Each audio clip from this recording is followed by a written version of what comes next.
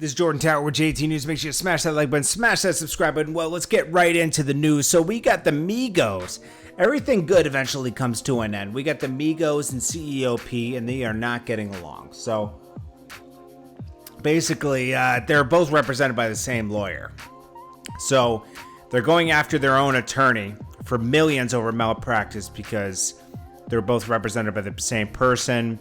It's a bad... It's not supposed to be like that. Like, that's called, I forget what that's called. Like, it's not in your best interest to do that. So the Migos have been teasing this album, but that's probably not going to happen now because they're going to be going into a legal problem with CEOP. Now, CEOP did respond. He says they abused his position of trust as Migos fiduciary from the moment he was retained as Migos' lawyer. This is for the lawyer. And it says, cheating him out of millions, glaring conflicts of interest, blah, blah, blah.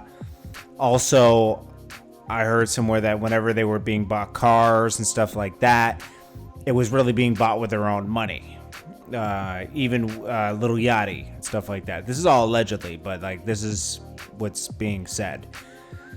Costing him millions of dollars, negotiating an arrangement for the Migos to leave $300 for capital. Like all this stuff was done, they're saying, because CEOP wanted this to happen and they just went along with it. They also accused him of betraying them.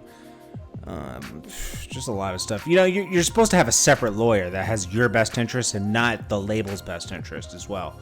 It's kind of their own fault at the same time. Now, CEO, this is sad because everything good eventually comes to an end. You got like G-Unit, all these Dipset, all this stuff eventually. Money comes into play. People get in your ear. People want to do solo albums. It's just, you know, things just start to fall apart.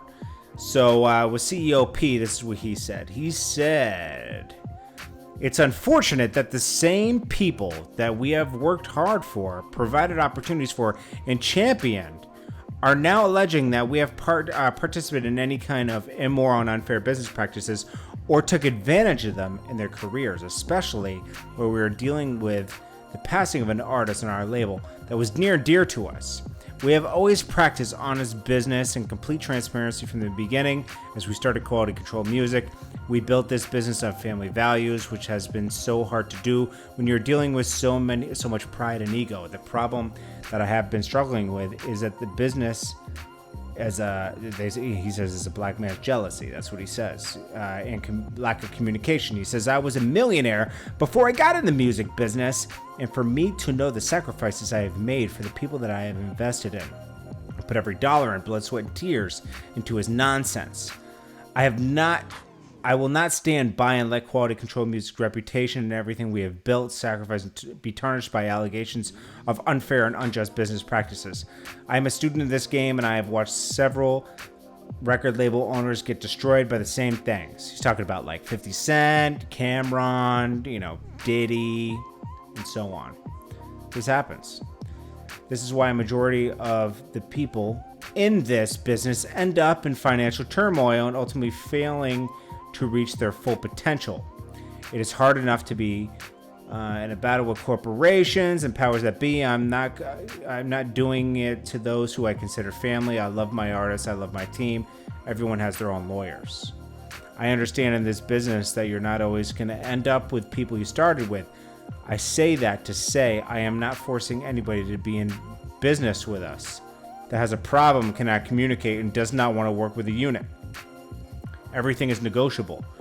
I wish my whole team more money, more blessings, and anybody. I wish my whole team more money, longer, more. Okay, so also this for me, this gives validity to Lil Baby and Offset having an issue with each other. I think that when Lil Baby came into the mix, now he's the top artist at QC, and that must feel weird because it used to be the Migos. And I think there's a little jealousy going on, I'm going to be honest with you. Lil Baby's the top artist. I think that Offset and Lil Baby got into it a while back, and things have just been kind of like spiraling out of control. I mean, this could be the end of the Migos if they don't pivot really fast or fix this. Hopefully they can fix this. Anyways, this is Jordan Tower with JT News, and I'll check you guys in the next one.